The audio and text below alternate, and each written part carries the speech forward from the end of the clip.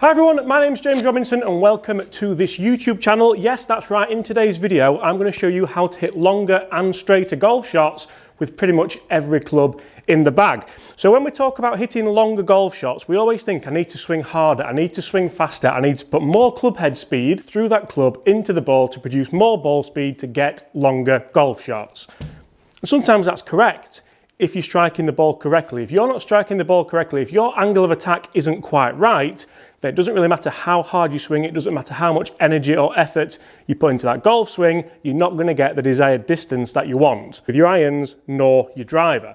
So what can we do? How can we make sure we improve ball striking, become more consistent and hit longer golf shots? You see, if I hit a shot now and try really hard to get some ball speed out there, that's actually quite good. That's a club speed of 87 miles an hour, producing a ball speed of 113, spinning at 4,500, and the 7-iron's gone 163 yards.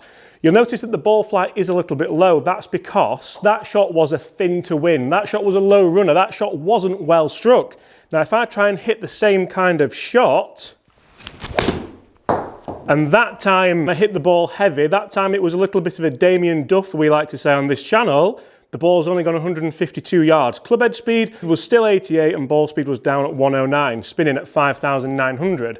Now, if I take the time to make sure I strike this ball properly and actually swing a little bit slower and make sure that my mechanics are in the right place, make sure my weight transfer is correct, make sure that I'm not hanging back off the ball, make sure I'm not sliding too close to the target, I'm going to use something which costs less than 2p. Now you can use anything. I like to use something with a bright, vibrant colour on it because that's going to make sure that I actually notice where the T-peg is. Now for an iron, I'm going to have this about an iron head's width in front of the ball, as you can see there. The target is that way, so I'm playing that way. I'm going to make sure that it's out of the way so I'm not going to make contact with the tee. If you want to use a little ball marker, you can do. The ball marker can go in the middle and you can try and have that as your focal point. But with an iron, I'm going to make sure that I feel like my low point is just in front of the golf ball here. You'll notice my weight has to be on my left foot to do that. So that weight transfer has to be a lot better. I just clipped the T-peg there, but you'll notice everything I wanted to do happened. Club head speed was down, ball speed was up, distance is up at 173. We've got a nice high ball flight that hopefully clings onto the left-hand side of the green. And I'm going to work on this at the driving range. I can work on this anywhere on the golf course. I can even do it at home without a golf ball here. So I just feel like I try and get that club to reach its low point exactly where it needs to be. You'll notice my body's rotating properly. I'm getting the weight into my left foot.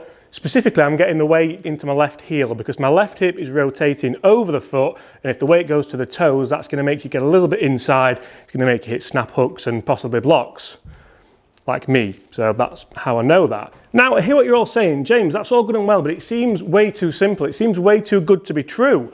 And, well, realistically, it's not. All I'm trying to do is make sure that with an iron or even a wedge, I'm trying to get a descending blow into that golf ball, and again you'll see there club head speed down, distance up, but the strike was fantastic. Another real simple thing that you need to make sure you get right with your irons if you are going to get your low point right, improve your ball striking, hit longer shots and hit straighter shots, is your ball position. Your ball position with a mid iron wants to be just forward of centre. You might want to sneak that back if you are hitting a wedge, a 9-iron, an 8-iron, and sneak it ever so slightly forward if you are hitting a long iron, a 3-iron, a 4-iron, a 5-iron. Now your divot isn't going to be quite as big with a long iron because of that ball position, but you still want your low point to be just after the ball. So I'm going to hit it straighter and with more accuracy. How do I do it with driver? Because drivers should be the same, shouldn't it? Just we swing the golf club the same with every club.